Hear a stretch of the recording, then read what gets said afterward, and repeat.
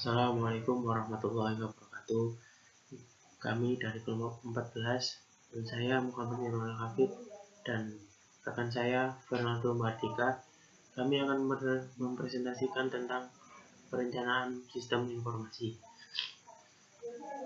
Sistem informasi adalah suatu sinergi antara data, mesin pengolah data yang biasanya mengikuti komputer, program aplikasi dan jaringan, dan manusia untuk menghasilkan informasi. Dalam membangun suatu sistem informasi, dalam hal ini lebih mengacu kepada pengertian aplikasi perangkat lunak, digunakan metode siklus hidup dan pengembangan sistem. Siklus hidup dan pengembangan sistem informasi saat ini terbagi atas 7 fase. Yang pertama, fase perencanaan sistem. Yang kedua, analisis sistem. Yang ketiga, perencanaan sistem secara umum atau konseptual. Yang keempat, evaluasi dan seleksi sistem. Yang kelima, perancangan sistem secara detail. Yang keenam, pengembangan perangkat lunak dan implementasi sistem. Yang ketujuh, pemeliharaan atau perawatan sistem. Dan selanjutnya, analisis kebutuhan sistem informasi.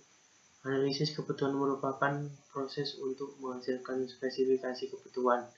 Spesifikasi kebutuhan adalah spesifikasi yang rinci tentang pengolahan data, yaitu jumlah data yang harus diproses, waktu pengolahan saat data siap diproses, sampai informasi yang dihasilkan. Dan yang ketiga adalah analisis SWOT.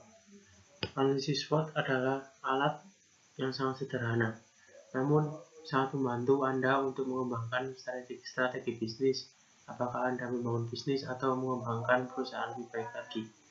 SWOT adalah singkatan dari strengths, kekuatan, weakness, kelemahan, opportunities, peluang, dan threat atau ancaman. Analisis SWOT mengatur kekuatan, kelemahan, peluang, dan ancaman utama Anda ke dalam daftar yang terorganisir dan biasanya disajikan dalam bilah kisi-kisi yang sederhana. Saya Fernando Mardika Putra dari kelompok 14 NIM 053. Saya meneruskan presentasi dari rekan saya Muhammad Irwan Al-Hafid.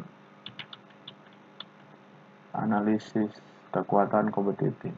Analisis kompetitif adalah perbandingan strategi kompetitor adalah Anda yang juga dapat digunakan untuk mengevaluasi kekuatan dan kelemahan beragam. Penegakan kegiatan pemasaran dalam sebuah industri atau bidang bisnis. Analisis kompetitif juga membantu sebuah bisnis dalam menentukan potensi keuntungan dan hambatan dasar mengandung suatu produk atau layanan tertentu, dan secara umum membantu sebuah bisnis dalam memantau bagaimana metode kompetitif langsung maupun kompetitif tidak langsung. Analisis CSF. CSF adalah sesuatu yang harus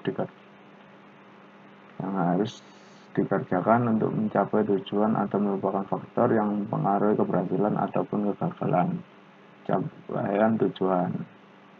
CSF bersifat internal dan dapat digunakan untuk indikasi faktor-faktor berkaitan dengan kekuatan kelemahan perusahaan. Analisis rantai nilai. Analisis rantai nilai adalah sebuah metode untuk mengklarifikasi, menganalisis, dan memahami perubahan sumber daya melalui proses menjadi produk dan jasa akhir. Hal ini digunakan sebagai mekanisme untuk menganalisa bagaimana mengangkat struktur biaya dan nilai tambah. Sekian dari kelompok 14. Assalamualaikum warahmatullahi wabarakatuh.